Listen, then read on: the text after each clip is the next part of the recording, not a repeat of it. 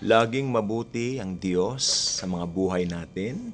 Jesus is always good, regardless of anything na ating naoobserbahan sa paligid. Kahapon po may kausap po akong tao. Again, eto na naman ang topic. Katakataka na inopen niya. Hindi nakagaya ng dati ang mga bagay-bagay. Kasi nagpapintura kami dito sa taong ito. Magaling siya magpintura, no? And habang nagpipinta siya, it's not the same anymore as before. Parang gano'n lang gusto niya sabihin, tumbok niya.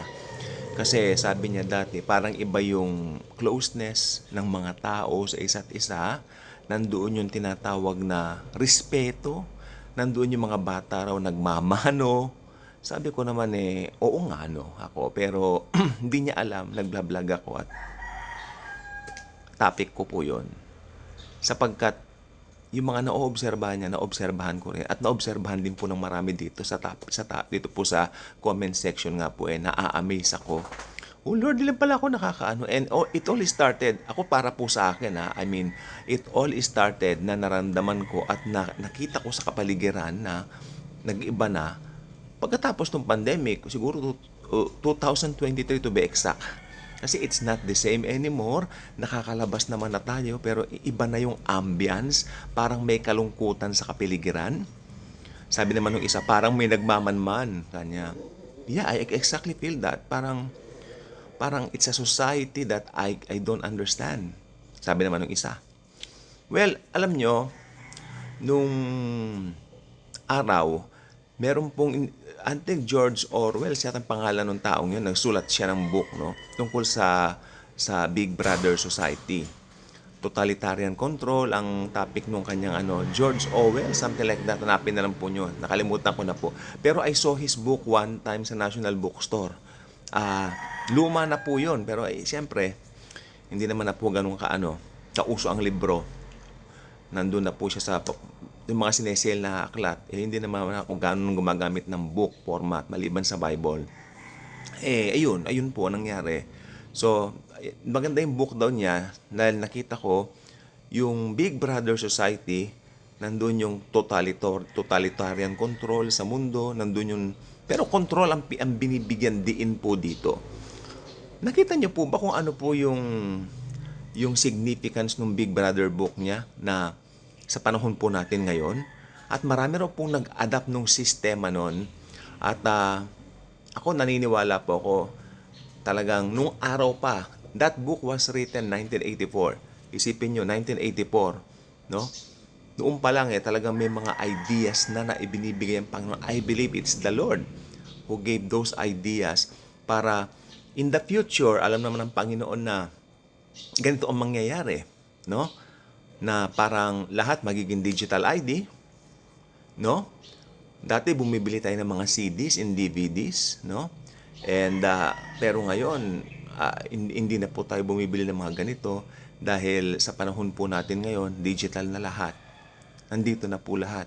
Meron tayong Netflix, meron tayong Spotify, no? Diyan na po tayo lahat. Kaya lang nagbabayad tayo pero okay lang kasi maganda naman po yung mga offer, especially po sa Netflix. Pero wag naman po sana buong maghapon, dahil may mga trabaho tayo. Pumasok naman tayo sa work natin. So, ayun po. Ayun po ang nakita ko pong mga pangyayari ngayon na pagbabago po sa mundo.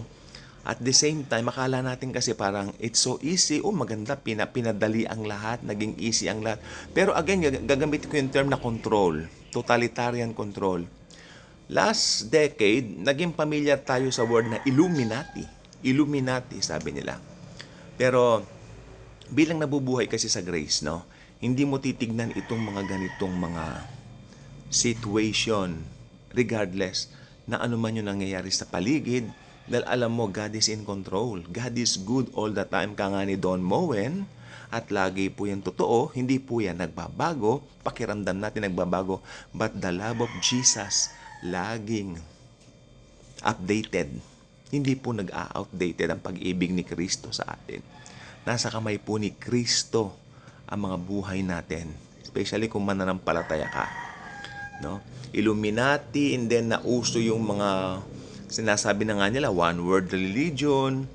Actually, meron na nga raw po somewhere over there. Hindi ako magbabanggit ng pangalan. yung nandoon na. Basta lahat ng faith nandoon na, nasa iisang lugar na, no? We have to be safe. Huwag na magsalita. Alam na po niyo yon, no? And yeah, I mean, tapos yung Abraham Accord, no, ni Jared Kushner, tingnan nyo. Sabi nung nakausap ko, basta control. Control ang lalabas dyan. Bakit po nangyayari ito? Big Brother, yung Big Brother na tsuri na parang totalitarian control, no? Yung parang samahan yon, no? Merong Big Brother na nagko-control. Pagkatapos, merong Illuminati, no? Tagal na panahon na po niyan. Samahan, no? Ng mga Illuminati. Tapos, noong Dark Ages, meron daw yung mga samahan na hindi natin alam na nasa likod ng isang malaking relihiyon. Alam naman natin po yan. May libro nga ako nun eh. I have to be safe by not mentioning anything here in my channel. Safe lang tayo Huwag na pong ganon. Alam na po ninyo, matatalino po kayo. Alam niyo yan. No? Pero yung book ni yung book ni anong tawag dito? Yung sinabi ko po kanina na nung 1984 sinulat, noon pa lang may idea na sila tungkol sa ganyan eh. 'Di ba? So, pero ayun naman po ay libro lang naman po 'yon. Kaya tinawag nga niyang Big Brother. Ibig sabihin, nakikita ron niya, parang gano'n yung laman ng libro, totalitarian control in everything. Gano'n ang banggit niya, no? Pero sa Bible po maliwanag po yan. Pwede na ako magsalita po rito. Sa Bible, lilitaw ang halimaw, no? Maraming naniniwala na yung halimaw do taga Europe. Pero ako po hindi. Ever since, I believe yung halimaw, isang Hudyo. Sapagkat sa bibig mismo ng Panginoong Jesus sinabi niya, pumarito ako sa pangalan ng aking Ama. I came here by my Father's name and you rejected me.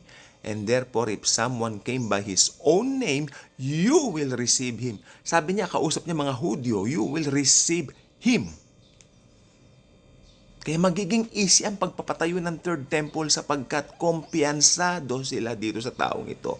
Sapagkat ito po ay kapwa nila Hudyo. Hudyo. Jew. Amen po ba? At magkakaroon po ng napakalawak na impluwensya ang taong ito. Hindi lang po matatapos doon sa Israel. Hudyo nga po siya, pero yung kanyang influence worldwide. May kasama siya. Actually, ito pong kasama niya, ito po ang talagang medyo mas malupit. Sapagkat para siyang kordero pero ang lumalabas sa bibig niya, para siyang halimaw, parang maladragon ang lumalabas ng mga salita dito. Yung false prophet. Ito ay nagpapaulan ng apoy, no? Pero ang pinaka-ultimate goal niya, dalhin ang mga tao sa Antichrist. No? So magkasama sila, Antichrist, false prophet. Talagang mga puppet ni Satanas. Sa pangunguna ni Satanas. Sila yung unholy trinity. Kung ang Biblia may holy trinity, si Satanas merong unholy trinity. Minimimik nila si Jesus in every way. The Trinity, Jesus Christ, no? The influence and all that. Pero isa lang po hindi gagawin ni Jesus, ang mag-control. Pansinin niyo itong talatang ito. For God so loved the world that He gave His only begotten Son. Whosoever believeth on Him will not perish but will have eternal life. Whosoever. Ibig sabihin, hindi niya pinipilit ang mga tao sa Kanya. Whosoever. Kung gustong maniwala. Kung ayaw, ayaw. But may consequence of rejecting the God of God's Jesus Christ. If you reject God the Son, Jesus Christ, the consequence will be in your hands. Sapagkat ikaw ang magbabayad ng kasalanan mo sa impyerno. Totoong may impyerno. Bagamat ngayon, pag namamatay ang mga unbeliever, yung mga unsaved, napupunta muna sa Hades. Ito ay temporary place para doon muna sila. Pero the ultimate place for them is Gehenna. Alam naman po natin yan. And it's so sad. These people talagang meant mapunta sa impyerno. Yun po yung Gehenna. Especially mga bata pa po tayo, pag naisip natin, impyerno, alam natin yung parang Gehenna, yung maapoy, Satanas may hawak na tinidor. Pero hindi po ganon. Yan. Basta pong oras natin sa so subscribe po kayo. God bless.